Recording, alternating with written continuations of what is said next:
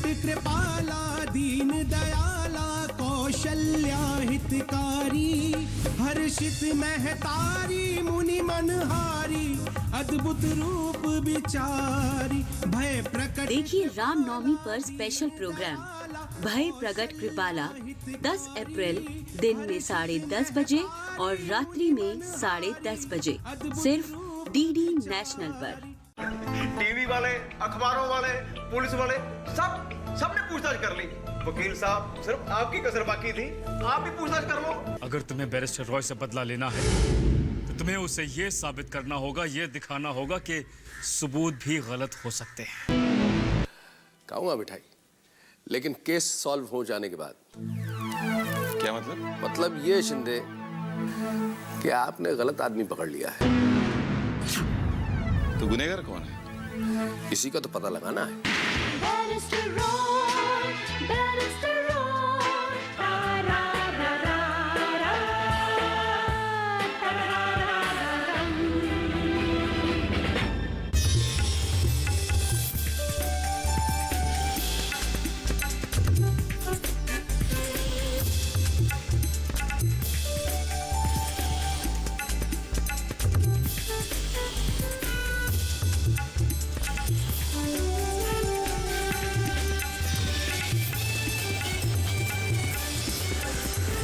DD किसान, बदलते भारत की शान।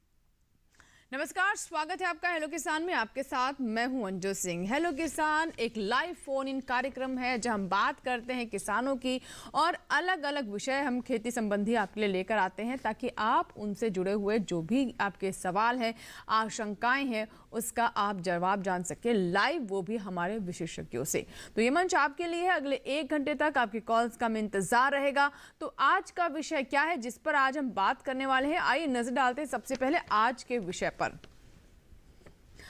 आज के हमारे विषय है प्राकृतिक खेती और इसके साथ ही हम आज बात करेंगे केले की खेती पर भी। प्राकृतिक खेती की बात करें तो इसे सरकार काफ़ी प्रोत्साहित कर रही है। इसके फायदे क्या है ये गिनाने की ज़रूरत नहीं है। जिस तरीके से लगातार रसायनों का इस्तेमाल हो रहा है, ऐसे में प्राकृतिक खेती आज के समय की मांग है। लेकिन जिस प्राकृतिक खेती को हम भूल चुके थे उसे फिर से दोहराने की ज़रूरत है, उसे याद करने की ज़रूरत है, उसे अपनाने की ज़रूरत है। इसी में हम आपकी मदद करेंगे। तो चलिए आपको बताते हैं कि 2 टोल फ्री नंबर कौन से हैं जिस पर आप हमें कॉल कर सकते हैं और अपने सवाल हम तक पहुँचा सकते हैं। आइए नजर डालते हैं आज के इन 2 टोल फ्री नंबर्स पर। तो आपको बता दें कि हमारे टोल फ्री नंबर है 1800-113060 और दूसरा नंबर है 1800-113061। टोल फ्री यानी इन पर आपका कोई शुल्क नहीं लगेगा। आप टेलीविजन स्क्रीन पर भी साथ साथ देखते रहेंगे। इस नंबर को हम आपके लिए फ्लैश करते रहेंगे, आप वहां से नोट करें और अपने सवाल हम तक पहुंचाएं। और आज का जो हमारा दूसरा विषय है वो है केले की खेती। जी हाँ, केले की बात करें तो जून बिल्कुल करीब है और जून में ही इसकी रुपाई होती है। केले की बात करें तो ये व्यावसायिक दृष्टि में भी बहुत कामयाब है और इसे कहते हैं कि एक ऐसा फल है जो हर किसी की पहुंच में है। अपने पोषक तत्वों के लिए भी काफ़ी ये पसंद किया जाता है और हर उम्र और हर वर्ग के लोग इसे आसानी से खा सकते हैं, इसका सेवन कर सकते हैं। तो केले के बारे में भी हम आपको बताएंगे कैसे करें इसकी खेती, इससे जुड़ी कौन सी खास बातें हैं। 2 मेहमान हैं, उनसे हम आपकी मुलाकात करवा देते हैं। हमारे साथ डॉक्टर राम आसरे हैं, आप प्रधान वैज्ञानिक हैं तुड़ाई उपरांत प्रौद्योगिकी IARI पूसा नई दिल्ली में। बहुत बहुत स्वागत है डॉक्टर राम आसरे जी आपका कार्यक्रम में। आप हमें प्राकृतिक खेती के बारे में बताएंगे। तो चर्चा की हम आपसे शुरुआत करेंगे। उससे पहले जो हमारे दूसरे मेहमान हैं उनसे भी मुलाकात करवा देते हैं। आपके स्टूडियो में हमारे साथ मौजूद हैं डॉक्टर सेंगर। आप डॉक्टर R सेंगर हैं, प्रोफेसर सरदार वल्लभ भाई पटेल कृषि एवं प्रौद्योगिकी विश्वविद्यालय मेरठ से। आपका भी बहुत बहुत स्वागत है डॉक्टर सेंगर कार्यक्रम में।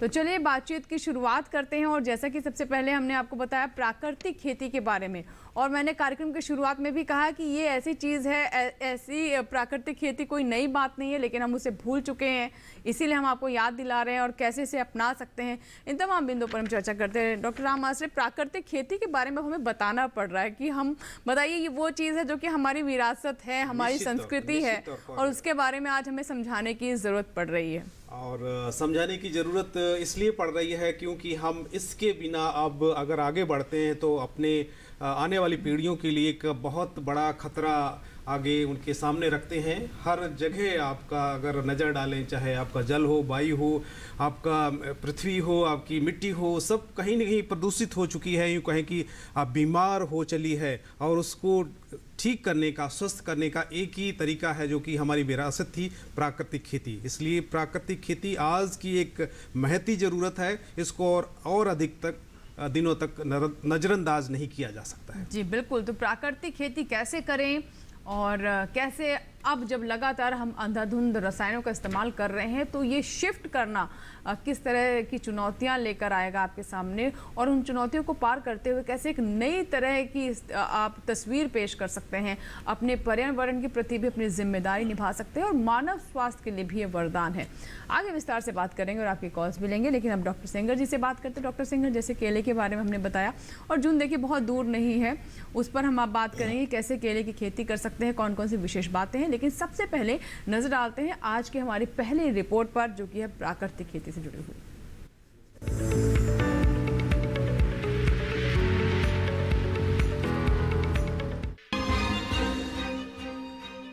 प्राकृतिक खेती को कुदरती खेती भी कहते हैं। प्राकृतिक खेती जमीन के प्राकृतिक स्वरूप को बनाए रखती है।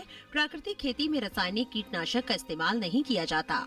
इस तरह की खेती में जो तत्व प्रकृति में पाए जाते हैं, उन्हीं को खेती में कीटनाशक के रूप में इस्तेमाल किया जाता है। प्राकृतिक खेती करने के कई फायदे हैं। प्राकृतिक खेती में किसान को नकद पैसे की जरूरत नहीं पड़ती, क्योंकि इस खेती के लिए जिन उत्पादों की जरूरत पड़ती है वे सभी घर पर ही तैयार किए जा सकते हैं, यानी बाजार से कुछ भी खरीदने की जरूरत नहीं पड़ती।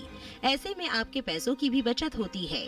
लघु और सीमांत किसानों के लिए तो प्राकृतिक खेती किसी वरदान से कम नहीं है, क्योंकि ऐसे किसानों के पास आय के काफी कम साधन होते हैं। इसके अलावा अक्सर मौसम की मार भी किसानों को झेलनी पड़ जाती है। ऐसे में इन सब चुनौतियों का समाधान प्राकृतिक खेती को अपनाकर ही निकाला जा सकता है। लेकिन अक्सर लोग जैविक खेती को ही प्राकृतिक खेती समझ लेते हैं, जबकि ऐसा नहीं है। जैविक और प्राकृतिक खेती दोनों अलग अलग बातें हैं। जैविक खेती से मिट्टी के भौतिक गुणों में सुधार तो होता है, लेकिन अधिकतम पैदावार के लिए अकेले जैविक खेती काफी नहीं होती। जबकि प्राकृतिक खेती में पहले साल से ही भरपूर पैदावार मिलती है और ज्यादा उपज के लिए रसायनों की बिल्कुल भी जरूरत नहीं होती। सरकार भी प्राकृतिक खेती को बढ़ावा दे रही है। इस बार के बजट में भी रसायन मुक्त प्राकृतिक खेती को बढ़ावा देने का लक्ष्य रखा गया है।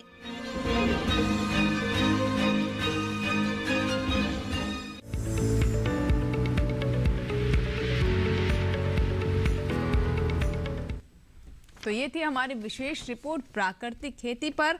आपके कोई भी सवाल हैं, कोई भी आशंका है, कुछ जानना चाहते हैं, तो ये मंच अगले 1 घंटे के लिए आप किसानों के लिए है। कॉल करें और अपने सवाल हमारे विशेषज्ञों तक पहुंचाएं। राम आश्रय जी प्राकृतिक खेती से जुड़े जो भी आपके सवाल उनके जवाब देंगे, तो आपके कॉल्स का इंतजार रहेगा। फिलहाल अब बात करते हैं केले के बारे में। डॉक्टर सेंगर, जैसे केले के बारे में हमने कार्यक्रम की शुरुआत में भी कहा कि ये ऐसा फल है जो हर किसी की पहुंच में है जी। हर वर्ग के लोग और हर उम्र के लोग इसे बहुत चाव से खाते, चाहे छोटा बच्चा हो या 80 साल के बुजुर्ग हो। और किसानों की व्यावसायिक दृष्टि से भी अगर हम बात करें तो इसका बहुत महत्व है। क्या कहना चाहेंगे? केले की खेती किसानों के लिए बहुत ही लाभकारी है, क्योंकि केले की डिमांड पूरे वर्ष रहती है।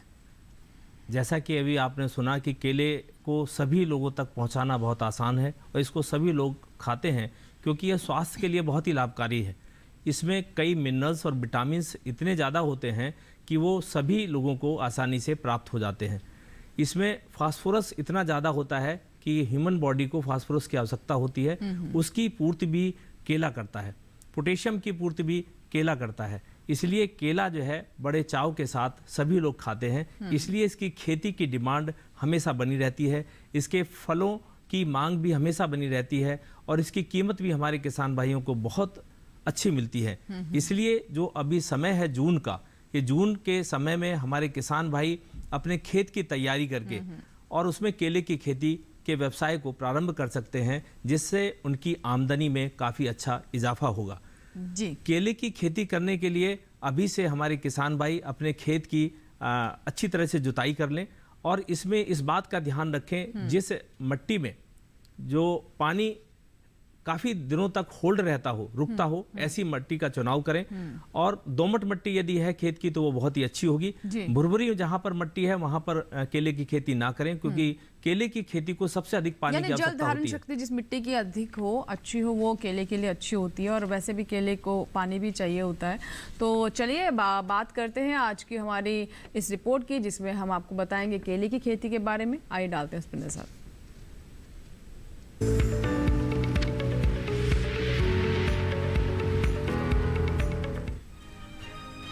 बागवानी फसलों में केले का प्रमुख स्थान है। हमारे देश में केले की खेती करने के लिए उष्ण और आर्द्र जलवायु अच्छी मानी जाती है। साथ ही बलुई से मटियार दोमट मिट्टी बेहतर होती है, जिसका पीएच मान 6.5 से 7.5 हाँ, बोलिए। इसके अलावा मिट्टी में जल निकासी का गुण भी होना चाहिए। केले के बाग लगाने के लिए पौधों का रोपण गड्ढे या नालियों में किया जाता है। सबसे पहले खेत में 1 से 2 जुताई कर पाटा लगाया जाता है। इसके बाद 2 से 3 मीटर की दूरी पर 50 सेंटीमीटर के चौड़े, लंबे और गहरे गड्ढे किए जाते हैं। फिर इन्हें करीब 15 दिन के लिए धूप में खुला छोड़ दिया जाता है और जरूरी उर्वरक डालकर रुपाई की जाती है। 15 जून से 15 जुलाई केला रोपण के लिए सबसे अच्छा समय होता है। हालांकि टिश्यू कल्चर से केले की रुपाई साल भर की जा सकती है। केले की फसल में सिंचाई का विशेष ध्यान रखना होता है।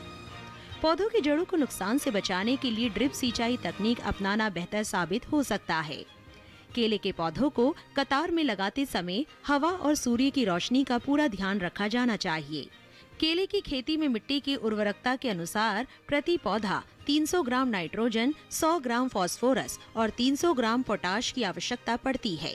फास्फोरस की आधी मात्रा पौधरोपण के समय और बाकी आधी मात्रा रुपाई के बाद देनी चाहिए।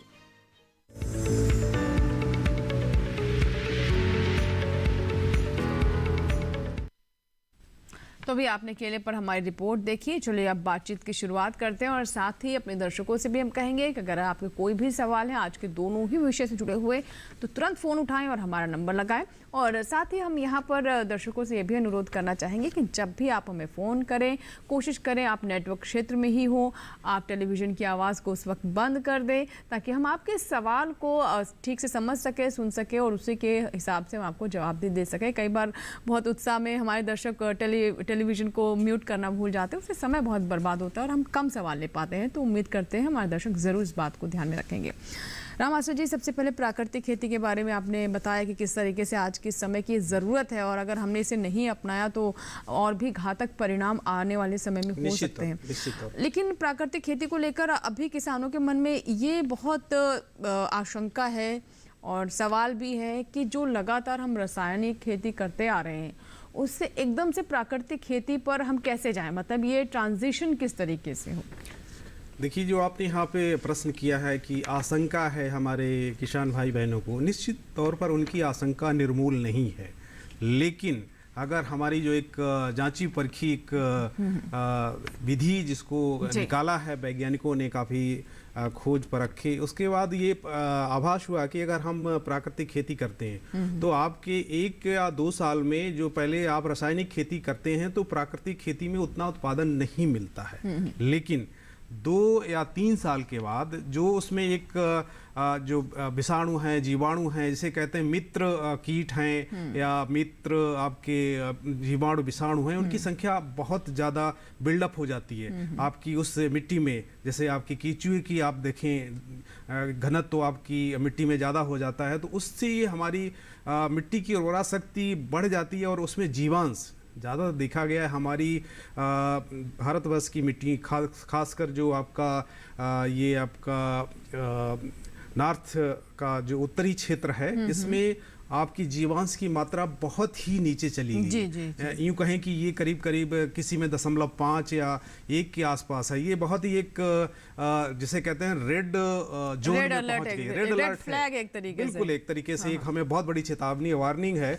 और इसको अगर हम 3 के आसपास ले जाते हैं, जब हम ये कार्बनिक खेती करते हैं, जीवांश खेती करते हैं या प्राकृतिक खेती करते हैं, तो 3 साल बाद करीब करीब इसकी मात्रा 3 के आसपास आ जाती है। जब ये स्तर, आपका जीवांश का स्तर 3 इकाई के आंकड़े को छू लेता है, तो उसमें आपका उत्पादन होता है जो प्रति इकाई क्षेत्रफल, तो वो करीब करीब पैरेलल हो जाता है, बराबर होता है जो है आपकी रासायनिक खेती।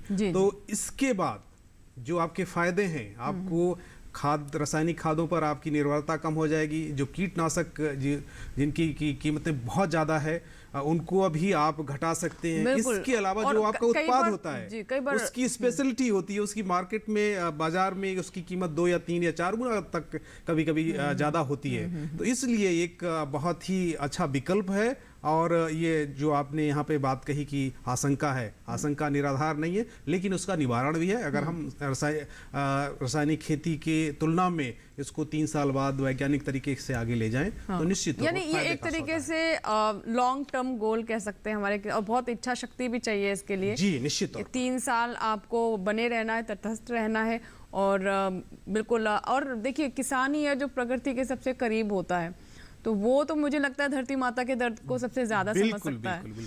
आप बात करते हैं केले पर, डॉक्टर सेंगर, जैसे कि आपने बहुत सारी बातें अभी बताई, लेकिन जैसे अब हम जान रहे हैं कि जून बहुत दूर नहीं है और मॉनसून ऑनसेट भी होता है उसी समय जी।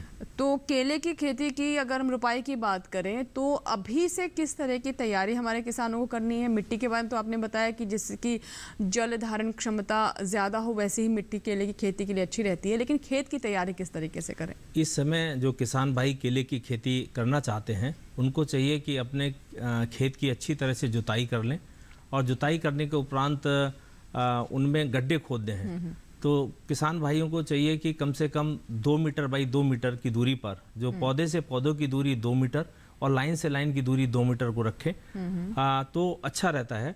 और इसमें वो अभी से अपनी जो भी अच्छी लैब है, या सरकारी संस्थान की लैब है या प्राइवेट कोई लैब है, वहाँ से जो टिश्यू कल्चर पौधे हैं उनको प्राप्त करने की कोशिश करें, वहाँ पर अपना नंबर लगा दें। और जैसे ही जून का लास्ट का सप्ताह आएगा, उस सप्ताह में उनको उस गड्ढे में उन पौधों को लगाना है। तो गड्ढे लगाते समय उनको ध्यान रखना, गड्ढे में पौध रोपण करते समय उनको ध्यान रखना है जो गड्ढे की चौड़ाई है वो 60 सेंटीमीटर बाई 60 सेंटीमीटर हो। मतलब 60 सेंटीमीटर का चारों तरफ से गोल गड्ढा खोदें और उसकी गहराई भी लगभग 60 सेंटीमीटर रखें।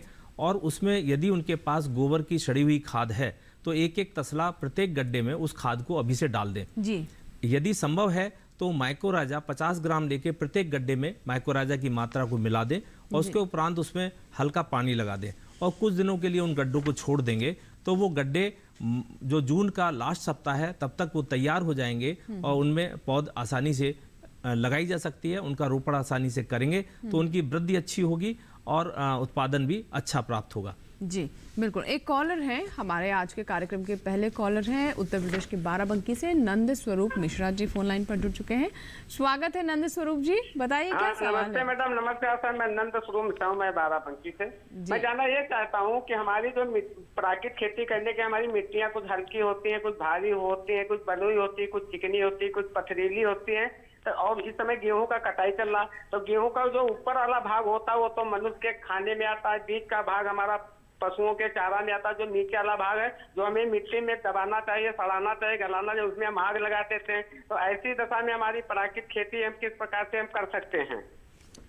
जी देखिए मिश्रा जी, आपने बहुत ही अच्छा सवाल किया और इससे प्रतीत होता है कि आप बहुत ही सजग कृषक हैं। इनके अक्सर हमारे कार्यक्रम में कॉल आते हैं, तो आपका बहुत बहुत स्वागत है। और आप ये खुद महसूस कर रहे होंगे कि एक गलत प्रक्रिया को हमारे किसान भाई बहन अपना रहे हैं। उनको जलाना नहीं चाहिए, जो आपका उसका जड़ों का अवशेष होता है उसको मिट्टी में ही दबा दें। और ख़ासकर अभी जो गेहूं की कटाई के बाद उसकी जड़ें होती हैं, उनको अगर एक हल्की भी जुताई कल्टीवेटर से ही कर दें तब भी वो आसानी से मिल जाती हैं।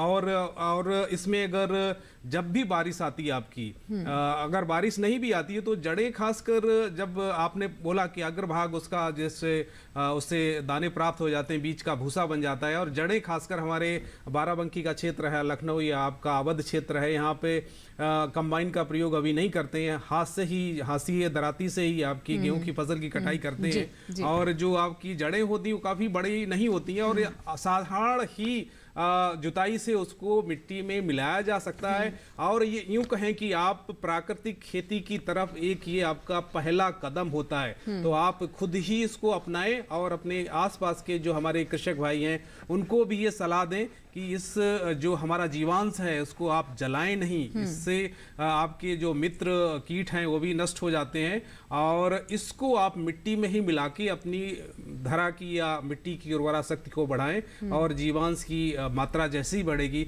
आपकी निर्भरता आपके रासायनिक खादों पे कम से कम होगी। जी, लेकिन राम मास्टर जी इनको ये भी बता दें कि ऐसा नहीं कि आपने एक बार तो रासायनिक खेती की और उसके जो अवशेष बचे उसे आपने खेत में दबा दिया, लेकिन अगली बार फिर अगर रसायनों का इस्तेमाल करेंगे तो प्राकृतिक खेती नहीं रहेगी वो नहीं रह जाए।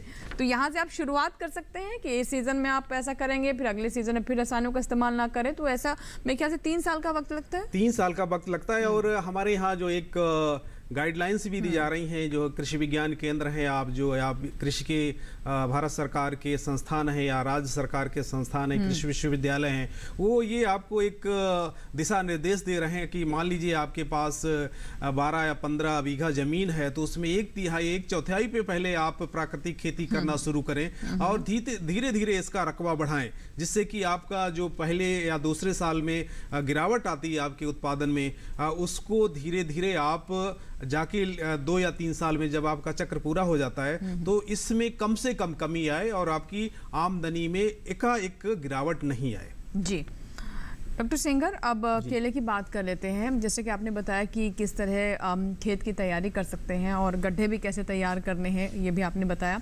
अब मैं आपसे यहाँ पर जानना चाहूँगी कि केले की किस्में कौन कौन सी हैं, किस जो प्रचलित भी हैं और हमारे किसानों को जिसकी खेती करना आसान भी हो और बाज़ार में भी उनकी मांग हो।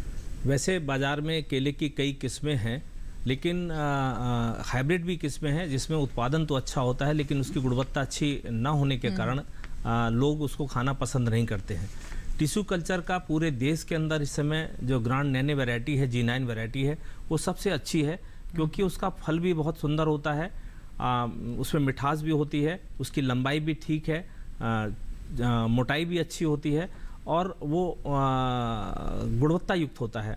इन कंपेरिजन टू जो अदर वैरायटीज़ हैं उनसे ज़्यादा बेटर होता है। इसलिए पूरे देश के अंदर हम लोग केवल G9 वैरायटीज़ को प्रमोट कर रहे हैं और चाहते हैं कि पूरे किसान जो भी केले की खेती प्रारंभ करें वो G9 वैरायटी को लें और जहाँ तक संभव हो सके टिश्यू कल्चर को लें, क्योंकि जो टिश्यू कल्चर पौधा होता है उसमें सबसे अच्छी बात ये होती है कि यूनिफॉर्मिटी होती है। एक तो वो डिजीज़ फ्री होता है, जब उसका वैज्ञानिक सिलेक्शन करते हैं तो ऐसे पौधे का सिलेक्शन करते हैं कि वो डिजीज़ फ्री हो, और दूसरा उसके अंदर जब फल आएगा तो लगभग एक ही टाइम पे फल आएंगे, आगे पीछे नहीं आएंगे, क्योंकि उसकी ग्रोथ बराबर होगी। तो लगभग आपको जब तुड़ाई का समय होगा तो फल अच्छे प्राप्त हो जाएंगे और एक तरह के फल प्राप्त होंगे जिसमें रोग की संभावना भी बहुत कम होगी। इसलिए G9 वैरायटी ही आप लें और उसको अपने खेतों पे लगाएंगे तो मार्केट भी उसके लिए अच्छा मिलेगा और आपको आय भी आपकी अच्छी होगी। जी बिल्कुल, तो आय भी अच्छी हो, मार्केट भी अच्छा मिले और यही हमारा मकसद भी है कि हमारे किसानों तक सही जानकारी पहुंच सके ताकि वो अच्छे भाव प्राप्त कर सके अपनी फसलों के, चाहे बागवानी से जुड़ी फसलें हों या फिर अन्य फसलें हों। तो ये तमाम जानकारी हम लगातार आपको अपने इस कार्यक्रम के माध्यम से पहुंचाते रहते हैं। अगर आपका कोई सवाल है तो अपने सवाल आप तैयार रखें, क्योंकि अभी हम छोटे से ब्रेक पर जाएंगे और ब्रेक के बाद तुरंत वापस आएंगे और आपके सवालों को हम अपने विशेषज्ञों के सामने रखेंगे। छोटा सा ब्रेक।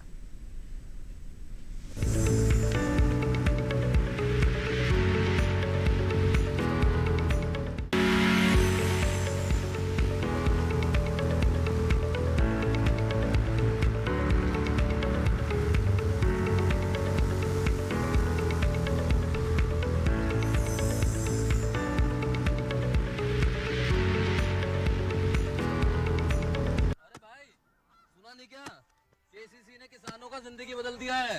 देश के छोटे किसान 1,60,000 रुपए तक का कर्ज बिना किसी गारंटी को ले पाएंगे।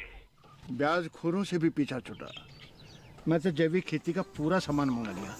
केसीसी का भी कोई दबाव नहीं है। ब्याज चुकाने के लिए पूरा 1 साल मिलता है। समय पर भुगतान करने पर केवल 4% के सालाना ब्याज पे लोन मिल गया मुझे। अपना आधार कार्ड, लेटेस्ट फोटो और जमीन के कागजात लेके अप्लाई करो बस। और नामांकन भरने के लिए जेब भी ढीली नहीं करनी पड़ी।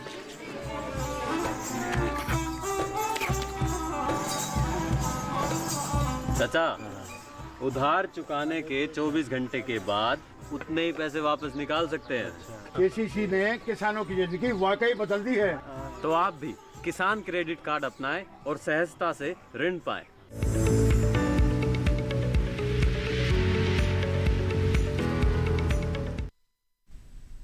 ब्रेक के बाद एक बार फिर आपका स्वागत है हेलो किसान में। अगर आप अभी हमारे साथ जुड़े हैं, हमारा कार्यक्रम को अभी देखना शुरू किया है, तो आपके लिए आज का जो विषय एक बार फिर से हम आपको दोहरा देते हैं। आज हम बात कर रहे हैं प्राकृतिक खेती की और साथ ही कैसे हमारे किसान केले की खेती कर सकते हैं।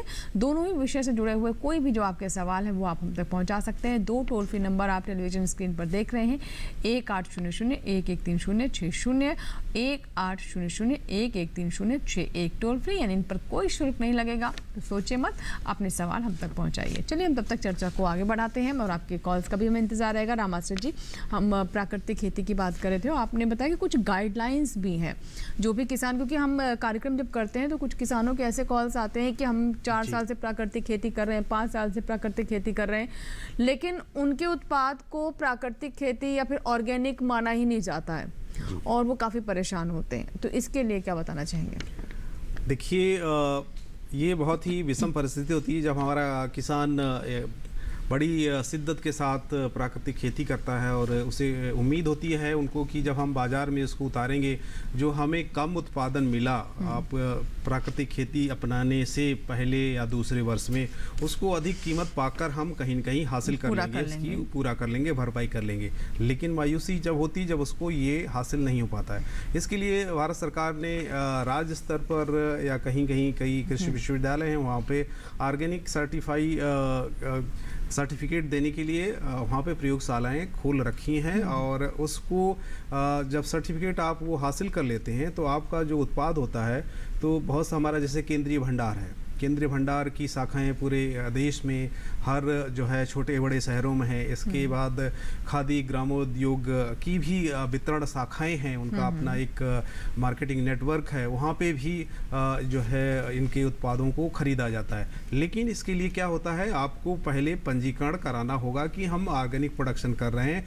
और ख़ासकर जैसे किसी एक क्षेत्र में या किसी हमारे किसान भाई बहन ने ऑर्गेनिक तुलसी उगाना शुरू किया या क्यों कहें कि ऑर्गेनिक गेहूं उगाना शुरू किया, जौ उगाना या बाजरा या आपकी धान, तो उसको आपको एक समूह में अगर आपने 8 या 10 क्विंटल गेहूं ऑर्गेनिक पैदा कर दिया तो उसको लेने के लिए कोई भी व्यापारी वो एक फायदे का सौदा नहीं बनेगा। तो कम से कम आप एक समूह बनाएं, 10-15 या 10 कम से कम 10 हमारे किसान भाई जो कि एक ही कमोडिटी खासकर एक ही फसल को उगाते हों और उसकी मात्रा ऐसी हो जाए कि कम से कम 100 क्विंटल या 150 क्विंटल उसका उत्पाद हो। तो उसको लेने के लिए बहुत सी ऐसी एजेंसी हैं आपको बिल्कुल तरजीह देंगी, क्योंकि उनको एक बहुत अच्छी मात्रा में उनको मिल रहा है, प्लेटफॉर्म मिल रहा है और वो किसी भी आगे उसको बढ़ा सकती है क्रमबद्ध तरीके से। तो ये कुछ तरीके हैं जिसके माध्यम से उसको आगे बढ़ाया जी बिल्कुल। एक कॉलर है, पहले उनसे बात कर लेते हैं, फिर और सवाल आपके सामने मैं रखूंगी प्राकृतिक खेती से जुड़े हुए और केले की खेती से जुड़े हुए। हेलो हेलो जी नमस्कार, स्वागत है आपका हेलो किसान में। बताइए क्या सवाल है राकेश जी आपका? हेलो मैम, नमस्कार जी नमस्कार। मैं केले की खेती के बारे में जानकारी चाहता हूँ। जी क्या जानकारी चाहिए? मैं किससे शुरुआत कर सकता हूँ केले की खेती की? एक बार फिर से अपना सवाल दोहराइए, आपकी आवाज ठीक से नहीं पहुंच पा रही हम तक। हेलो जी जी क्या जानना चाहते हैं आप? मैं केले की खेती की शुरुआत करना चाहता हूँ। जी बहुत पहले तो राकेश जी आपका स्वागत है हेलो किसान प्रोग्राम में। आपने बड़ा अच्छा क्वेश्चन किया है और आप केले की खेती प्रारंभ करना चाहते हैं, ये बहुत ही अच्छी चीज़ है क्योंकि ये क्रॉप बहुत अच्छा मुनाफा देती है। इसके लिए आपको ये समय बहुत ही अच्छा है जो आपके गेहूं की कटाई हो गई होगी और इस समय आप अपने खेत को जोत कर उसको छोड़ दें, जिससे कि सॉइल सोलराइजेशन हो जाएगा। उसके अंदर जो भी निमेटोड्स हैं, जो भी कीटाणु हैं, जीवाणु हैं, वो सब जो है स्टरलाइज हो जाएंगे सौर्य उपचार के कारण। सूर्य की गर्मी इतनी ज़्यादा पड़ेगी कि जितने भी खरपतवार हैं उनके बीज नष्ट हो जाएंगे और आपका खेत एक अच्छी तरह से तैयार हो जाएगा। तो जो मटियार भूमि है उस खेत को आप इसके लिए चुनाव करें। और अभी से जो आपका मई का महीना आने वाला है उस महीने में आप जो 60 सेंटीमीटर लंबाई चौड़ाई के हिसाब से देख लें, गहराई उसकी 60 सेंटीमीटर हो और जो उसका माउथ हो वो भी 60 सेंटीमीटर हो। इस तरह से 2 मीटर बाई 2 मीटर की दूरी पर गड्ढे खोद कर छोड़ दें और उन गड्ढों में आपके पास यदि जो गोबर की सड़ी हुई खाद है तो उनको एक एक तसला उसमें डाल दें। फिर आपके आसपास के क्षेत्र में यदि कोई सरकारी संस्थान है तो आप उनसे संपर्क स्थापित करें और जो G9 पौधे हैं उसकी बुकिंग कर दें। यदि आपको वहाँ से उपलब्ध हो जाता है तो ठीक है, नहीं तो आप हमारे विश्वविद्यालय से, जो कि सरदार वल्लभ भाई पटेल कृषि एवं प्रौद्योगिकी विश्वविद्यालय है, आप वहाँ से मेरे से संपर्क कर सकते हैं। मैं आपकी सहायता करूँगा और आपको अच्छी किस्म की जो पौधे हैं वो दूंगा। इसके अलावा आप जब खेत की तैयारी करेंगे तो इसमें ये ध्यान रखना है कि वहाँ पर जब भी आपने गोबर की खाद डाली है तो इतना समय होना चाहिए कि जब आप पौधे लगाएं उसके अंदर तो उसमें थोड़ा सा पानी लगा दें, जिससे उसकी गर्मी है वो निकल जाएगी और उसमें कम से कम आप करीब 10 ग्राम के करीब बबिस्टीन और माइकोराइजा है तो 50 ग्राम प्रत्येक गड्ढे में डाल देंगे तो आपका गड्ढा जो है बड़ी अच्छी तरह से तैयार हो जाएगा। और जब जून का महीना ख़त्म हो रहा होगा और जुलाई का सप्ताह शुरू होगा, पहला सप्ताह जब शुरू होगा, इसमें आप पौधे लाएं और उनको जो पॉलीथीन है, नीचे आपको पॉलीथीन में पौधे लगे हुए मिलेंगे, उन पॉलीथीन को आप हटा देंगे। हटाने के उपरांत उसको बहुत आसानी से आप बीचों बीच में जो गड्ढे बनाए हैं आपने उसमें रखेंगे तो आप देखेंगे कि यदि आपने 1 हेक्टेयर का चुनाव किया है तो उसमें लगभग आपके 3000 पौधे के करीब लगते हैं। 2 मीटर बाई 2 मीटर का यदि चुनाव करते हैं, ध्यान ये रखना है कि पौधे से पौधे की दूरी 2 मीटर और लाइन से लाइन की दूरी 2 मीटर रखें। इसके अलावा यदि आप सहफसली खेती करना चाहते हैं तो इसके बीच में जब ये थोड़े पौधे बड़े हो जाएंगे, पहले साल आप इसमें कोई भी मूंग की फसल या कुछ भी बो सकते हैं। जो भी आप बोते हैं उसको बोलें बीच में, क्योंकि आप जब तक ये फसल तैयार होगी उसके बीच में आप कोई भी छोटे जो ड्यूरेशन की क्रॉप है उसको आप ले सकते हैं। नहीं तो जब बड़ी हो जाएगी क्रॉप तो उस समय इसमें आप हल्दी लगा सकते हैं। बीच में सहफसली खेती के रूप में आप हल्दी की खेती भी केले की खेती के साथ साथ आप ले सकते हैं। इस बात को भी ध्यान में रखना है। यदि आपको प्राकृतिक खेती करनी है केले की तो वो भी प्रारंभ कर सकते हैं। उसमें आपको रासायनिक खादों का इस्तेमाल नहीं करना है, प्राकृतिक जो खादें हैं उनको डालना है। तो आपको जो प्राकृतिक केला होगा उसकी कीमत और अधिक मिलेगी। हम मार्केट में जाएंगे तो जो कच्चे केले की कीमत है वो करीब करीब 20 रुपए किलो तक होती है। यदि दर्जन के हिसाब से लेने जाते हैं तो कच्चा केला तो थोड़ा सस्ता बिकता है, लेकिन पका हुए केले की कीमत 40 से 50 रुपए बहुत आसानी से मार्केट में मिल जाती है। तो इससे किसानों की आय जो है काफ़ी अधिक बढ़ जाती है। तो मेरा मानना है कि आप इस खेती को करेंगे तो निश्चित रूप से आपकी जो आय है उसमें काफ़ी इजाफा होगा। जी बिल्कुल। तो अभी हमने अब कुछ और चीज़ें जानने केले की खेती से जुड़ी हुई, आगे मैं आपसे सिंचाई के बारे में भी जानने की कोशिश करूंगी और कुछ और समस्याएं भी आती है। देखिए कई बार अब देख रहे हैं कि मौसम जो है वो ऐसे पलटी खाता है कि कई बार किसानों के लिए समझना भी मुश्किल हो जाता है। कई बार तेज़ हवाओं की वजह से भी जो केले के पेड़ हैं उनको नुकसान होता है। मैं उस पर भी बात करूंगी आपसे, लेकिन उससे पहले कॉलर है, आइए हम बात करते हैं। Hello hello hello hello hello. चलिए शायद हमारा संपर्क नहीं हो पा रहा है, लेकिन जो भी हमें कॉल कर रहे हैं, अगर आपका कॉल नहीं लगा है, आप हमें टेलीविज़न से देख रहे हैं, सुन रहे हैं, तो ज़रूर दोबारा नंबर हमारा लगाइए। जैसे ही आपका कॉल लगेगा ज़रूर हम आपके सवाल को कार्यक्रम में शामिल करेंगे। इससे बात करते हैं, जैसे कि आपने बताया कि कई बार जो किसान जो उन्हें सर्टिफिकेट मिलना थोड़ा मुश्किल हो जाता है या फिर उसकी जानकारी नहीं होती है। लेकिन एक जो व्यवहारिक समस्या और भी हम देखते हैं प्राकृतिक खेती के बारे में कि किसान तो ये सोचता है कि 3 साल से मैं प्राकृतिक खेती कर रहा हूँ, लेकिन जब सर्टिफिकेट लेने की बारी आती है तो पता चलता है कि जो मानक हैं या फिर जिस तरीके जिन बातों का ध्यान रखना चाहिए, दूसरे लोग जो किसानों के खेत हैं उनसे कितनी दूरी होनी चाहिए, उनसे कैसे या जो सिंचाई के साधन है उसमें कहीं ना कहीं रसायन आ जाते हैं। तो इसके बारे में भी थोड़ा सी क्लैरिटी या साफ जानकारी होनी चाहिए किसानों को। देखिए, जिसे कहते हैं संघीय शक्ति, संघीय शक्ति का यहाँ पर अगर हम विस्तार करें अगर इस पे, तो ये आकर मान लीजिए आपने केले की खेती मान लीजिए आप करना चाहते हैं किसी गांव में, तो अगर 20 या 25 हमारे किसान भाइयों को जिनकी मेड साझा होती है, एक क्लस्टर जिसे कहते हैं कैचमेंट एरिया में केले की खेती करने लगे, तो आपका एक जैसा पानी होगा, एक जैसी आपकी उसमें जो भी कीट नियंत्रण के लिए विधि अपनाएंगे या आप किसी बीमारी को नियंत्रित करने के लिए प्राकृतिक कोई उपचार करेंगे, तो इन सब से जिसे आपने जो यहाँ पे बड़ा यक्ष प्रश्न किया कि अगर आपने 1 बीघा आप प्राकृतिक खेती कर रहे हैं, बगल में दूसरा हमारा किसान भाई है जिसका की मेंढ साझा हो रही है, वो बगल में आपकी रासायनिक खेती कर रहा है, तो निश्चित तौर पर जब आपका कोई स्प्रे कर रहा होगा वहाँ पे कोई कीटनाशक का या आपकी फफूंदीनाशक, तो वो कहीं कहीं हवा में उड़ के आपके केले पे भी आएगा। जब सर्टिफिकेशन के लिए जाएगा तो उसमें कहीं न कहीं वो अवयव पकड़े जाएंगे और आपका जो प्रोडक्ट है या मान लीजिए केला है तो आपकी ऑर्गेनिक या प्राकृतिक खेती की श्रेणी में नहीं आएगा। इसलिए आप कहीं न कहीं एक संघ बनाए और संघ बना के करीब करीब 100-200 एकड़ का एरिया डेवलप करें जिसमें कि हमारे किसान भाई बहन वहाँ पे उस पे प्राकृतिक खेती करना चाहते हैं। तो इससे आपको ये जो सर्टिफिकेट में कहीं न कहीं खाद पानी की वजह से दूषण हो रहा है, और इससे देखिए लागत भी घट जाती है किसानों की। निश्चित तौर पर आपका कोई व्यापारी भी आएगा, आपको कहीं बाजार में ले जाना है तो आपको उसके संवहन या परिवहन में भी आपको आसानी होगी। तो इस तरीके से एक सहकारिता के माध्यम से इस जो कदम को आगे बढ़ाया जा सकता है और जो ये समस्याएं हैं उनसे कम आपको दो चार। एक कॉलर है, आइए बात कर लेते हैं। हेलो हेलो जी नमस्कार, स्वागत है आपका हेलो किसान में, बताइए क्या सवाल है जी। नमस्कार, मैं ब्यावर अजमेर डिस्ट्रिक्ट राजस्थान से बोल रहा हूँ। जी जी भंवर जी बताएं, सवाल बताइए अपना। मेरा सवाल ये है मैडम कि जो प्राकृतिक खेती करते हैं मैडम उसके अंदर ये गोबर का खाद उचित रहता है या भेड़ों का खाद उचित, कौन सा खाद डालना चाहिए?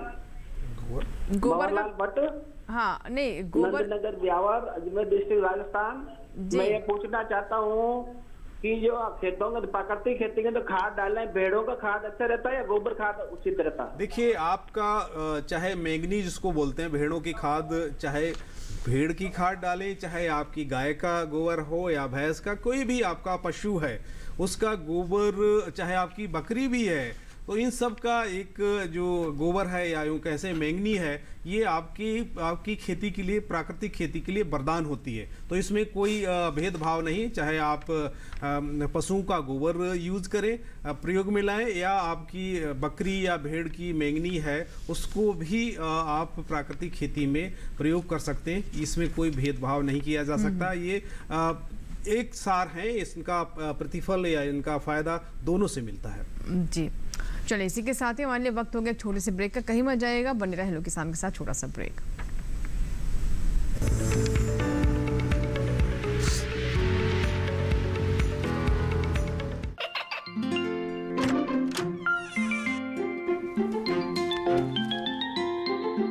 ये क्या हो रहा है? काशवी, इतने कम मार्क्स? काशू बेटा पढ़ा करो, पढ़ोगी नहीं तो आगे कैसे बढ़ोगी? मम्मा मैं भी तो आपसे यही कहना चाहती हूँ, पढ़ा करो। आप पढ़ोगे नहीं तो आगे कैसे बढ़ोगे? मतलब? वो देखो, सिर्फ बैक पर छपा ऑर्गेनिक नहीं, ऑर्गेनिक का निशान पहचानिए। पीजीएस ऑर्गेनिक का ये लोगो उन किसानों की पहचान है जो आज भी परंपरागत विधि से रसायन मुक्त खेती कर आपके लिए शुद्ध फसल उपजा रहे हैं। अब समझे मम्मा, अगर मैं प्योर ऑर्गेनिक फूड नहीं खाऊंगी तो अच्छे मार्क्स कहाँ से लाऊंगी? अच्छा बच्चों, जैविक खेती की इस मुहिम को आगे बढ़ाइए, शुद्ध ऑर्गेनिक अपनाइए।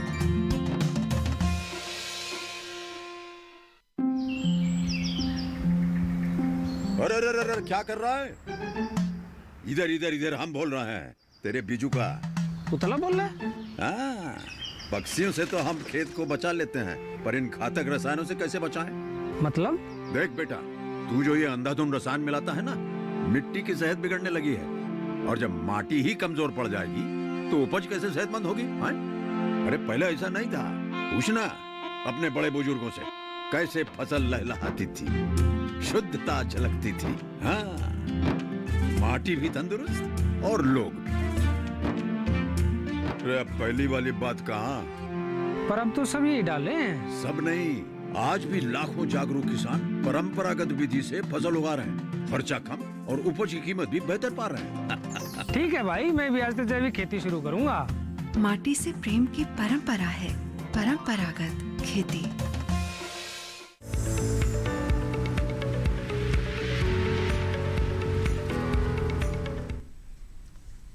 ब्रेक के बाद एक बार फिर आपका स्वागत है। आप देख रहे हैं हेलो किसान। आज हम बात कर रहे हैं प्राकृतिक खेती की और साथ ही केले की खेती के बारे में आपको जानकारी दे रहे हैं। आपके कोई सवाल है तो आप हमें कॉल करें, टोल फ्री नंबर हम लगातार टेलीविजन स्क्रीन पर आपके लिए फ्लैश करने। एक कॉलर हमारे साथ जुड़ चुके हैं, आइए बात करते हैं उनसे। हेलो। हेलो जी नमस्कार, स्वागत है हेलो किसान में। बताइए सुमित जी, क्या सवाल है आपका? हेलो। हेलो जी सुमित जी बताइए, क्या प्रश्न है? हम वेस्ट बंगाल से बोल रहे हैं। हाँ जी, सवाल बताइए। हम बोल रहे हैं ये कला का खेत में माने कितना मुनाफा होता है और कितना दिन का ये फसल है? कितने दिन की फसल है और कितना लाभ होता है? जी हाँ हाँ सर बता पाएंगे, बिकॉज लाभ तो जगह जगह के ऊपर डिपेंड सुमित करता जी, है। आप यदि केले की खेती करते हैं तो ये लगभग 1 साल में आपको इसकी फसल तैयार होके मिल जाती है। 1 साल का समय लगता है और आपको ये प्रति एकड़ देखा जाए तो करीब 2.5 से 3 लाख रुपए तक का मुनाफा होता है इनपुट कास्ट निकालने के बाद। और केले की जब खेती प्रारंभ करते हैं तो एक बार जो टिश्यू कल्चर के पौधे ले जाके अपने खेत में लगा देते हैं तो वही पौधा आपकी लगातार 7 साल तक उसकी खेती कर सकते हैं। बार बार जो है जिस पौधे पर फल आ जाएंगे वो आपको काट के अलग करना होगा, लेकिन आपके पास जो उसके सकड़ से फिर से पौधे बनेंगे उस फसल को आप 7 साल तक अपने खेत में खड़े करके आसानी से ले सकते हैं। जी, जी। उसके बाद आपको फसल चक्र को अपनाना होगा, उसके बाद उसे कंटिन्यू करेंगे। लेकिन केले की खेती के साथ साथ इसमें जो सह फसली व्यवसाय हैं, यदि आप उनको भी प्रारंभ करेंगे तो अच्छा मुनाफा और बढ़ जाएगा। कौन कौन सी फसलें ले सकते हैं सर इसके साथ? इसके साथ आप हल्दी की खेती कर सकते हैं, वो बहुत ही अच्छी होती है, लेकिन आपको बाजार में जो इसके रेसे हैं उसकी कीमत काफ़ी अच्छी मिलती है। आप एक छोटी सी मशीन लगा के, जिसमें करीब 2-3 लाख रुपए की मशीन आती है, जो तना जिससे पौधे से आप फल प्राप्त कर लेंगे, और तने को काट के आप यदि फेंक देते हैं तो उसको फेंकना नहीं है, उसमें से आप उस तने से फाइबर्स को निकाल लेंगे, रेसे को निकाल लेंगे, जो बाजार में बहुत अच्छी कीमत पर मिलते हैं। इसके अलावा जो पत्ते हैं, पत्तों के दोने बनाकर ये उनकी प्लेट बनाकर उसकी भी मशीनें मार्केट में उपलब्ध हैं। यदि उनको आप लेके, कुछ पत्ते ऐसे होते हैं जो नीचे से काट के हटाने पड़ते हैं, उन पत्तों को लेके आप समय समय पर यदि उससे प्लेट या दोने बनाकर मार्केट में बेचेंगे तो वो भी आपको एक एक्स्ट्रा इनकम देंगे। इसके अलावा कुछ किसान भाई जो हमसे जुड़े हुए हैं, उन्होंने इससे कंपोस्ट खाद बनाना प्रारंभ किया है। जो केले के पत्ते निकाल के बाहर फेंक दिए जाते थे उनको बाहर नहीं फेंकना है, एक गड्ढा खोद लेना है अपने खेत के आसपास, और जो भी तने आप फेंक देते थे उन तनों को भी ले जाकर उस गड्ढे में डालना है और उसमें डिकम्पोजर मिला देना है और उसके बाद उसको गड्ढे को ढक देना है। तो आपको प्राकृतिक रूप से एक कंपोस्ट खाद तैयार होकर मिल जाएगी, जो कि आप फिर से अपने खेत में यूज़ कर लेंगे, क्योंकि बाहर से खाद लाने पे आपके पैसे का काफ़ी दुरुपयोग होता, काफ़ी खर्च होता, तो उसकी आप बचत कर सकते हैं। तो इसलिए एक केले से आप काफ़ी मुनाफा कमा सकते हैं। इसके अलावा बहुत से किसान भाइयों को देखा गया है कि जो इसका फूल होता है, इसके फूल को तोड़ के हटाना पड़ता है, क्योंकि यदि फूल नहीं हटाएंगे तो वो घार जो है वो लगातार नीचे की तरफ बढ़ता जाएगा और फल का साइज छोटा रह जाता है। तो जो फूल है वो फूल भी मधुमेह रोगियों के लिए बहुत अच्छा होता है। उसकी यदि सब्जी बना के खाई जाती है तो उससे काफ़ी सेहत को फायदा मिलता है। तो ज़्यादातर देखा गया है किसान भाई उसके फूल को तोड़ के फेंक देते हैं। आप यदि समूह में खेती करते हैं तो आप में से 1-2 किसान भाई जो मार्केट जा सकते हैं, वो मार्केट में तलाश करें कि कहाँ पर उनके फूल बिक जाते हैं। तो 20 रुपए से लेके 50 रुपए तक का एक फूल बाजार में आसानी से बिक जाता है, तो वो मार्केट की तलाश करें और मार्केट में जाके उन फूल को भी जो जमीन पे फेंक दिए जाते हैं, यदि आप उसको बेचेंगे तो आपकी एक एक्स्ट्रा इनकम का साधन अधिक हो जाएगा। ये शायद आयरन बहुत अच्छा होता है इसमें। जी, केले में आयरन बहुत अच्छा होता है, इसीलिए आपको रिकमेंड किया जाता है कि फूल को भी आप जिस तरह से पत्ते गोभी की सब्जी बनाते हैं, इसी तरह से उसको काट के सब्जी के रूप में उपयोग करेंगे तो आपको काफी अच्छा महसूस होगा और सेहत के लिए भी ये काफी लाभकारी होगा। मैं यहाँ पे कुछ जोड़ना चाहूँगा। हमारे प्रिय मित्र सिंगर साहब अभी फूल की भी उपयोगिता बता रहे थे। निश्चित तौर पर दिल्ली के बाजार में, खासकर दिल्ली की जितनी भी आपकी सब्जी की मंडियां हैं, चाहे आज़ादपुर मंडी हो, चाहे आपकी ओखला हो या दूसरी आसपास की कई यहाँ पे मंडियां हैं, जिसमें कि केले की फूल की बहुत ज़्यादा मांग रहती है। उसकी एक वजह है, हमारे जो भी भाई बहन बंगाल से आते हैं या खासकर बंगाल और इसके उड़ीसा के आसपास से भी कुछ लोग, उनको केले के फूल की सब्जी बहुत ही प्रिय है और वो प्रायः बाजार में केले के फूल को तलाशते रहते हैं, ढूंढते रहते हैं। तो निश्चित पर यहाँ पे इसका अच्छा एक बाजार है और हमारे किसान भाई इस जो क्यों कहें उनको एक अवसर है उसका लाभ उठा सकते हैं। और खासतौर पर अगर आप बड़े शहरों के आसपास के किसान हैं तो आपके लिए और भी ज़्यादा यहाँ पर अवसर है कि आप मतलब हर तरह से लाभ ले सकते हैं। जी, कहने का तात्पर्य यह है कि केले के पौधे का हर भाग बहुत महत्वपूर्ण है, उसके हर भाग से इनकम को कमाया जा सकता है। जी बिल्कुल। एक कॉलर है, आइए बात कर लेते हैं। Hello hello hello. चलिए, शायद हमारा संपर्क नहीं हो पा रहा है या फिर हमारी आवाज़ नहीं जा पा रही है। जो भी समस्या, अगर आप हमें सुन पा रहे हैं टेलीविज़न से, फिर से हमें कॉल कीजिए। और इसी के साथ ही हमारे लिए वक्त हो गया एक और छोटे से ब्रेक का, लेकिन कहीं मत जाइएगा। ब्रेक के बाद भी इस चर्चा को जारी रखेंगे और आपकी कॉल्स का इंतजार हमें यही है। छोटा सा ब्रेक।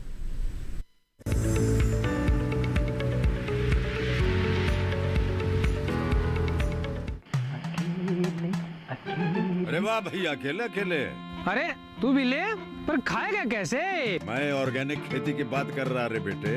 अकेले अकेले खेती कब तक करेगा? मतलब गांव में 20-25 किसानों का समूह बना के पंजीकरण करवा ले, फिर सरकारी ट्रेनिंग भी मिलेगी और मुफ्त जैविक बीज खाद भी।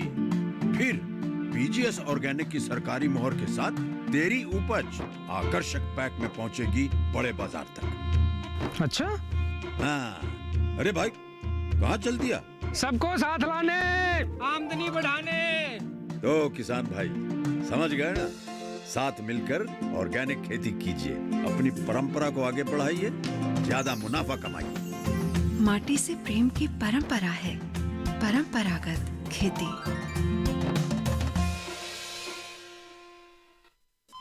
अरे सुन तो।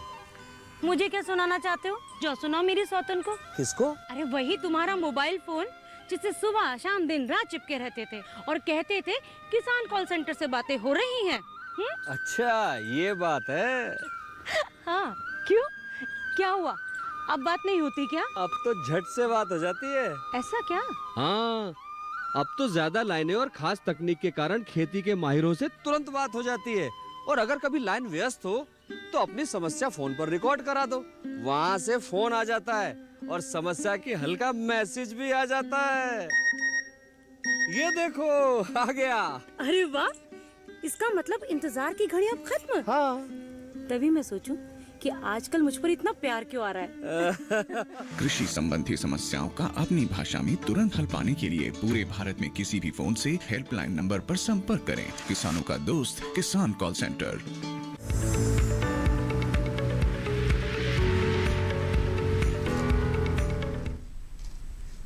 ब्रेक के बाद हेलो किसान में एक बार फिर आपका स्वागत है। एक कॉलर हमारे साथ जुड़ चुके हैं जिन्होंने अल्मोड़ा से हमें फोन किया है। आइए सवाल लेते हैं उनका। हेलो हेलो जी, नमस्कार, स्वागत है आपका हेलो किसान में। हरीश जी, हरी सिंह रावत जी हमारे साथ हैं। जी बताइए। जी जी बताइए रावत साहब, क्या सवाल है? हाँ, हमारी कुछ, हम तो केले की वही खेती करते थे ऑर्गेनिक।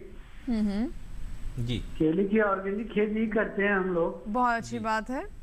लेकिन पिछले कुछ सालों से हमारे केले के पत्ते पीले पड़ के एकदम हो जा रहे हैं। जी, ऊपर से अच्छा खासे पेड़ हो गए, ऊपर से पीले पड़ के सूख जा रहे हैं। इसका क्या कारण है? जी जी बिल्कुल। डॉक्टर सेंगर, क्या समस्या हो सकती है? हरि सिंह रावत जी, जो ये समस्या देखी गई है ये सर्दियों के दिनों में ज़्यादा देखी गई है, क्योंकि पाले के कारण पत्ते पे पाला पड़ने से वो सूख जाते हैं। तो उससे घबराने की आवश्यकता नहीं है। जैसे ही नवंबर, दिसंबर, जनवरी, फरवरी, मार्च तक वो पौधे आपको ऐसे लगेंगे कि पूरा पौधा मेरा मर गया है और वो पत्ते सूखे सूखे से नज़र आएंगे। तो आपको ये करना है कि अपनी फसल को बचाने के लिए, क्योंकि ये पाले से ऐसा होता है, आपको ध्यान ये देना है कि उन दोनों लगातार 1-1, 2-2 दिन के अंतर पर आप उसमें पानी की सिंचाई करते रहें। यदि सिंचाई करते रहेंगे तो वो सिंचाई पानी इतना होगा कि जो सेल के अंदर साइटोप्लाज्म होता है वो जम जाता है, जिसके कारण सेल फट जाती है और पौधों की डेथ हो जाती है। पत्तियों की डेथ होने के कारण आपको ये लगता है कि मेरी पूरी फसल जो है जल के खराब हो गई है। वो ऐसा नहीं होता, लेकिन जैसे ही मार्च का महीना आएगा थोड़ी सी टेम्परेचर बढ़ेगी, पहाड़ पे भी ये देखा गया है, और मई जून तक आते आते आप उसमें जो दूसरे किले निकलेंगे वो आपको पूरी तरह से विकसित किए हुए होंगे। लेकिन उस बीच में आपको ये करना है कि सर्दियों के दिनों में कि आप सल्फर की मात्रा प्रत्येक खेत में थोड़ा थोड़ा सल्फर प्रत्येक पौधे को दे दें। उससे क्या होगा कि आपकी फसल बच जाएगी और इस तरह के जो पीले पीले पेड़ दिखाई देते हैं या पीले पत्ते हो जाते हैं, आपको ये लगता है कि मेरा खेत पूरी तरह से सूख गया या मर गया, अब इसको मैं जोत के ख़त्म कर दूं, ऐसा नहीं करना है। आपको इंतज़ार करना है मई जून का। जब भी मई जून आएगा उस समय तक आपके पौधे पूर्णतः फिर से विकसित हो जाएंगे, पूरी तरह से अच्छी तरह से दिखाई देंगे। लेकिन इस बीच में आपको ध्यान इस बात का रखना है कि जो भी आपको खाद की मात्रा बताई जाए वो खाद की मात्रा प्रॉपर देते रहें, पानी की सिंचाई करते रहें अपनी पाले से फसल को बचाने के लिए, और साथ साथ सल्फर को देते रहें, तो आपका खेत पूर्णतः विकसित रहेगा और आपको बड़ा खुशनुमा दिखाई देगा जब आपका मई जून का महीना आएगा। जी बिल्कुल। मदन लाल जी एक कॉलर हैं हमारे साथ, आइए बात करते हैं मदन लाल जी से। हेलो। हेलो, हाँ जी मैम। जी नमस्कार मदन लाल जी, सवाल बताइए अपना। मैं बोल रहा था मैम कि क्या हिमाचल प्रदेश में हम केले की खेती कर सकते हैं? मध्य प्रदेश में आप बात कर रहे हैं? मध्य प्रदेश, हिमाचल। हाँ जी, माफ कीजिए, हिमाचल प्रदेश से बात करें। जी सर। जी मदन लाल जी, ये आपको देखना है कि जहाँ पर पहाड़ी क्षेत्र ज़्यादा है, हिल का एरिया ज़्यादा है, वहाँ पर मुश्किल ये आती है कि सर्दी अधिक पड़ती है। जो केले की खेती है ये सबसे अच्छी 18 डिग्री सेंटीग्रेड से लेकर 30 डिग्री सेंटीग्रेड टेम्परेचर जहाँ का रहता है वहाँ पर बहुत अच्छी तरह से होती है। और इससे जो 18 से कम टेम्परेचर ज़्यादा दिन रहेगा, कुछ दिन रहेगा तो चलेगा, 1-8 महीने रहेगा तो चलेगा, लेकिन लगातार 3-4 महीने तक रहता है तो वहाँ पौधे मरने की संभावना ज़्यादा रहती है। यदि वहाँ पर आपका प्लेन एरिया है, दूर दूर तक पहाड़ नहीं है और सर्दी कुछ दिनों के लिए पड़ती है, तो निश्चित रूप से वहाँ पर आपकी केले की खेती बहुत अच्छी तरह से हो सकती है। जी जी बिल्कुल। लेकिन एक चीज का आपको ध्यान देना है, सिंचाई के बारे में। सिंचाई की आपको पूर्ति कर पाएंगे आप? नहीं। सिंचाई के संसाधन यदि अच्छा है तो वहां पर केले की खेती अच्छी तरह से होती है। घाघ की कविताओं में भी पहले किस तरह की सिंचाई होती है सिंगर साहब इसमें केले में? जी घाघ की कविताओं में भी कहा गया है कि धान और केला दोनों पानी के चेला। बिल्कुल। क्योंकि इन दोनों फसलों के लिए पानी की बहुत अधिक आवश्यकता होती है। आपके पास पानी की सुविधा अच्छी है तभी केले की खेती करें, क्योंकि देखा गया है कि केले की खेती में 3 या 4 दिन बाद पानी की जरूरत पड़ती है, और यदि सर्दियों के दिन होते हैं तो वहां 10-15 दिन बाद जरूरत पड़ती है। लेकिन जब अधिक पाले की संभावना हो, ठंड अधिक हो, तो जल्दी जल्दी सिंचाई करनी पड़ती है, जिससे कि पाले से फसल को बचाया जा सके। और मुझे खुद याद आता है कि पहले गांव में भी ऐसा होता था कि जहां पर कुआं होता था वहां पानी ज्यादा दिन भर बहता था, तो उधर ही केले के पेड़ लगा भी दिए जाते थे। और इसमें मैं और एक जोड़ना चाहूंगा, हमारे सिंगर साहब ने घाघ साहब का नाम लिया, बहुत ही घाघ रहे इसीलिए कहते हैं कि घाघ हैं कृषि के। धान, पान, अरु, केरा, ये तीनों पानी के चेहरा। धान मतलब धान, पान मतलब पान, खाने वाला पान, और केरा केला, ये तीनों पानी की चेहरा। इनका जो है स्वरूप पानी से ही निखरता है, बनता है, ये पानी के साथ ही चलते हैं। जी। लेकिन मैं अपने किसान भाइयों को बताना चाहूंगा कि भारत सरकार ने केले की खेती करने के लिए सब्सिडी प्रारंभ की हुई है।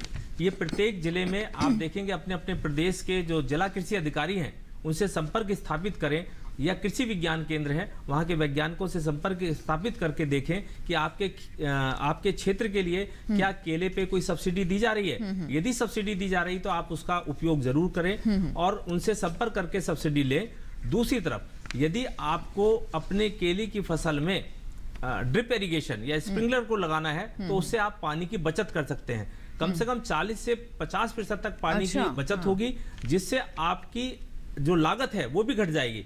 और ड्रिप इरिगेशन के लिए भारत सरकार जो है बहुत ही प्रमोशन कर रही है, किसानों का सहयोग कर रही है। किसान जो है अपने क्षेत्र में जहां भी केले की खेती प्रारंभ करना जाए तो उसको ड्रिप से यदि लगाते हैं तो उसमें दो चीजों का फायदा है। एक तो जो रासायनिक तत्व देते हैं, यदि रासायनिक खेती करनी है, प्राकृतिक खेती करनी है तो प्राकृतिक तरीके से खाद दें, रासायनिक खेती करनी है तो रासायनिक तरीके से उसमें खाद का प्रयोग करें। और यदि वो ड्रिप इरिगेशन की सहायता से पानी की सिंचाई करते हैं तो पानी की बचत होगी, साथ साथ जो रासायनिक खादें दे रहे हैं उसकी भी बचत होगी, जिससे लागत कम आएगी और किसानों की आय में बढ़ोतरी होगी। जी, अब क्योंकि अब सरकार की योजना की बात चल रही है तो राम आश्रय जी, क्योंकि कार्यक्रम अभी हमें समाप्त करना होगा, समय लगभग हो गया है, तो प्राकृतिक खेती को लेकर इस बजट में भी काफ़ी हमने देखा कि सरकार की तरफ से योजनाओं के बारे में बताया गया, अनाउंसमेंट किए गए। प्राकृतिक खेती में सरकारी किस तरीके से योजना का लाभ हमारे किसान ले सकते हैं? देखिए, आपके विज्ञापन के माध्यम से भी ये दिखाया गया कि हमारे किसान भाई एक समूह बनाएं, सहकारिता का सहारा लें। सहकारिता इस देश में सफलता का मूल मंत्र रही है और उसकी सबसे बड़ी मिसाल है कि हमारा अमूल दूध ये सहकारी माध्यम से शुरू हुआ, आज एक मिसाल बन गया है। इस तरीके से हमारी महिलाएं देश की लिज्जत पापड़ जो कि एक कुटीर उद्योग, गृह उद्योग था, एक सहकारिता के माध्यम से ही चला। इसी तरीके से हमारे किसान भाई छोटे छोटे समूह बना लें, 15-20 का समूह बना लें। और एफपीओ तो है ही, एफपीओ को लेकर निश्चित तौर पर ये इसका मूल मंत्र है सफलता का। आपकी प्राकृतिक खेती नहीं, दूसरी भी खेती चाहे वो आपकी रासायनिक खेती या कोई दूसरा उद्यम हो, जब तक आप जुड़ेंगे नहीं, आप समूह नहीं बनाएंगे, तब तक अपने और देखिए ये सही तरीके से कृषि के लिए कहा भी ये जाता है क्योंकि यहाँ पर ये संगठित क्षेत्र नहीं है, इस वजह से किसान के पास मोल भाव करने की जो एक क्षमता होती है, जो पावर होती है, जो एक प्रोड्यूसर आमतौर पर हम देखते हैं होती, वो नहीं है।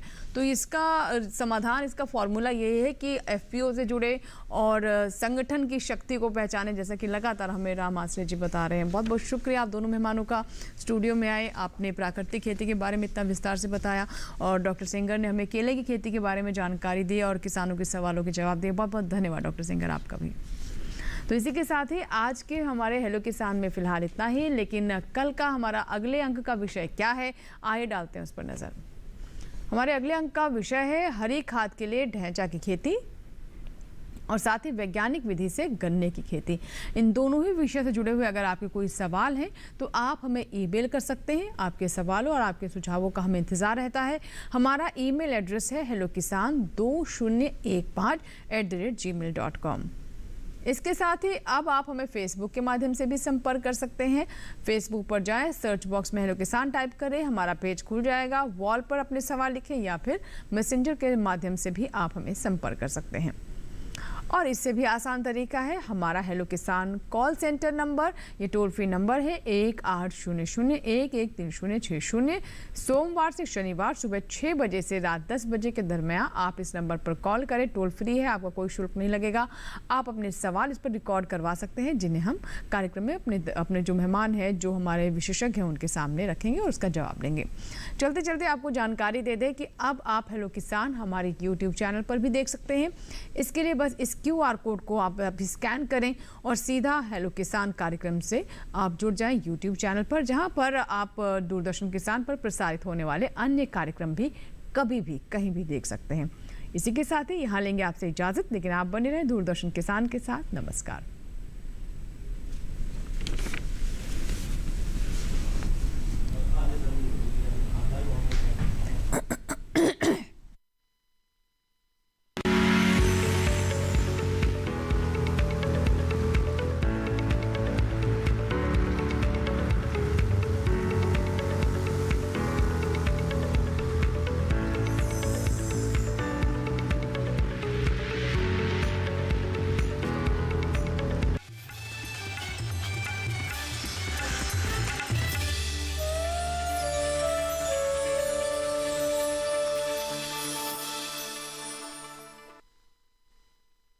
प्रदेश एडिशन